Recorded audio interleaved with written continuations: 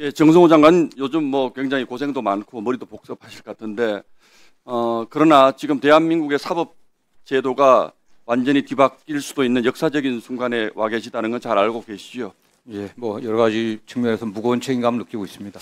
예, 국민이 직접 뽑은 선출 권력이 국가의 시스템, 특히 사법 체계를 무너뜨리면서 민주주의가 붕괴되는 것은 현대 국가에서 아주 일반적인 사례입니다. 이 시스템을 무너뜨리는 것은 한순간이지만 이걸 복구하는 것은 정말 몇 배의 시간이 더 걸릴 수가 있고 어쩌면 영원히 복구가 안 될 수도 있다는 말씀들도 많이 하시고 현대 국가들이 역사로서 입증을 하는 부분들입니다. 그런데 좀 걱정을 저는 하고 있습니다. 왜냐하면 문재인 정부 때에도 이제 당시에 적폐청산이라는 것을 했는데 그 당시에는 국가 시스템을 손을 댄 것이 아니고 어떤 개인에 대한 수사를 통해서 국가를 뭐 다시 설계하겠다 이런 것이었기 때문에 그 수사가 끝나면 국가 시스템이 문제가 되는 것은 아니었는데 지금 이재명 정부는 국가 시스템 전반 특히 근간이라고 할 수 있는 사법 체계 또 삼권 분립 이런 부분을 집중적으로 공격을 하고 있어서 이건 굉장히 우리가 지금 위험한 시점에 와 있다.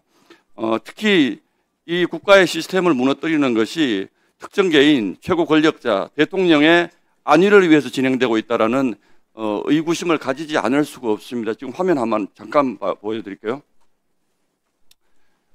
인사가 만사라고 보통 하지 않습니까?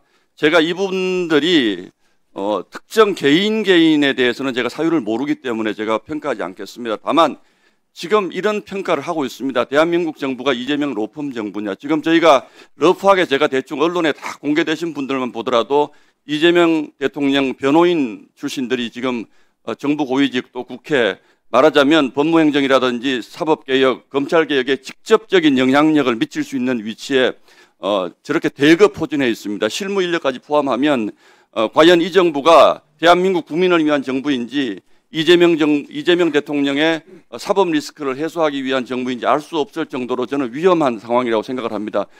다 정성호 장관님이 직접적 관심을 가질 만한 위치에 계신 분들인데 혹시 이거는 합당하다고 생각을 하십니까?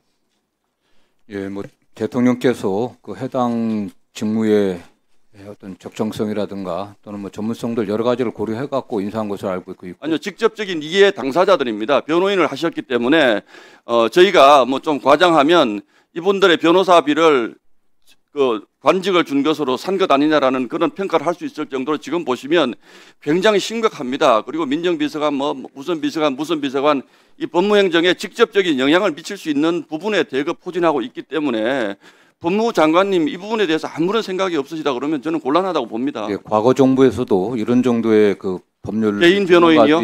예, 이런 대개 정부의 개인 변호인 이런 적이 있었습니까? 그 부분 혹시 책임지실 수 있습니까? 뭐 저희가 개인 변호인이라기보다도 이건 뭐 개인 변호인이 제가 옆에 채용된 게 아니라 법률 전문가로서 또는 해당 개인 변호인들입니다. 네. 이분은 법률 전문가가 아니고 개인 변호인이기 때문에 저는 정 장관님이 대통령께도 이런 식으로 가는 것은 곤란하다라는 좀 진정성 있는 건의를 대통령께 한 번쯤은 해 주십사 하는 그런 말씀으로 그런 취지에서 말씀을 드립니다. 네, 또 뭐 국회의원님들 같은 경우는 또 아시는 것처럼 제가 개인적인 사유를 모르기 때문에 개인에 대한 평가를 안 하겠다고 말씀을 드렸습니다.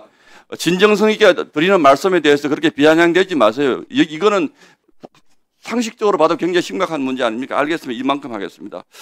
어제 다음 화면 좀 보여주세요. 지금 인천세관 마약 수사 사건 관련해서 대통령께서 직접 지금 동부지검에서 지금 수사를 하고 있지 않습니까? 예, 여기에 대해서 직접적으로 언급을 하시면서 의혹의 제기자인 백혜룡 경정을 파견하겠다 이렇게 하니까 백혜룡 경정이 처음에는 나는 안 가겠다 그러다가 안 가는 것은 이제 안 되는 거죠. 그러니까 파견은 갑니다. 그러나 구성과 과정 절차가 위법한 불법 단체인 합수단에 소속되는 일은 없을 것입니다.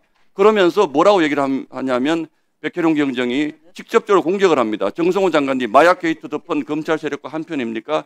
이거에 대해서 두 가지 질문을 드리겠습니다. 이 마약 사건 수사가 동부지검에서 지금 몇 개월째 수사를 했는데 정부가 바뀌었지 않습니까? 전 정부 같으면 위에서 덮었다고 할 수 있겠지만 지금 백혜룡 경정이 주장한 게 아무것도 안 나오고 있는 상황에서 지금 이런 일까지 생겼습니다. 지금 어떻게 판단하고 계십니까?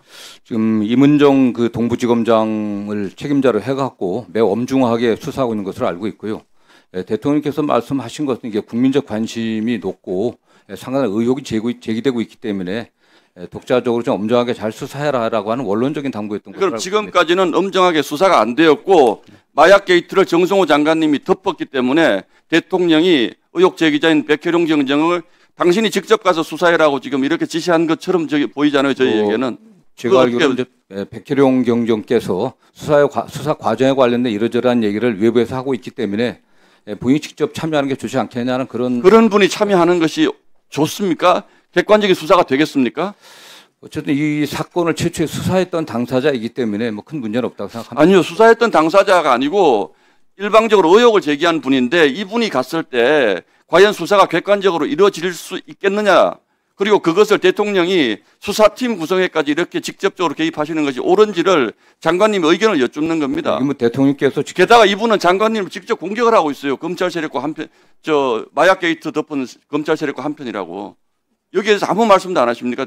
장관님은? 그야말로 그 적절치 않은 매우 그 주관적 그 의견을 얘기한 거기 때문에 뭐 그럴 제가 대응할 가치는 별로 없다고 생각합니다. 다만 대통령께서 수사팀의 구성과 관련한 구체적인 얘기라기보다도 이 사건에 대한 엄정한 수사가 진행되고 있지만 백혜룡 경정이 결국 외부에서 다른 문제점들을 제기를 하니까 하라고 하는 것 같습니다. 알겠습니다. 다음 화면 좀 보여주시죠. 지금 캄보디아에서 우리 국민들이 굉장히 고통받고 있는 거 알고 계시죠? 예. 이 보도를 보면 경찰이 보낸 협조 요청 70%가 답이 없다라고 합니다. 지금 우리나라하고 캄보디아는 범죄 인도 협정도 맺어져 있고 형사사법 공조도 돼 있는데 네, 그렇습니다. 이건 전부 검찰의 수사권을 전제로 한 것이고 이런 일은 전 세계에서 여러 군데 있지 않습니까? 검찰이 해체되면 이 공백이 지금 메워질 수 있겠습니까? 어쨌든 이게 수사 기소 분리된다고 하더라도 검찰이 갖고 있는 국가 간의 사법 공조 책임은 어떤 형태로든지 유지돼야 된다고 저는 생각하고 있습니다. 네.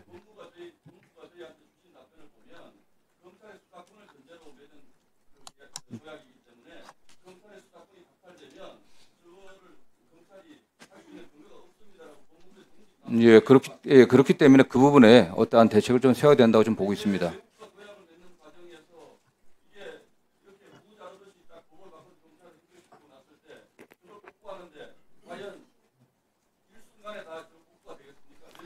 예, 아니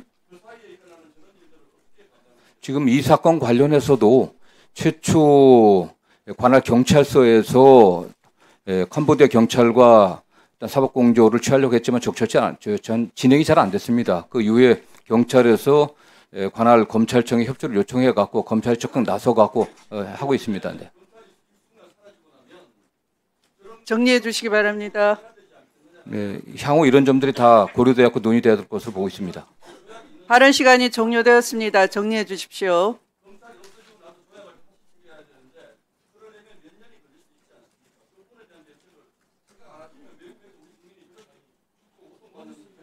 네, 저희들이 다 고민하고 있습니다. 네.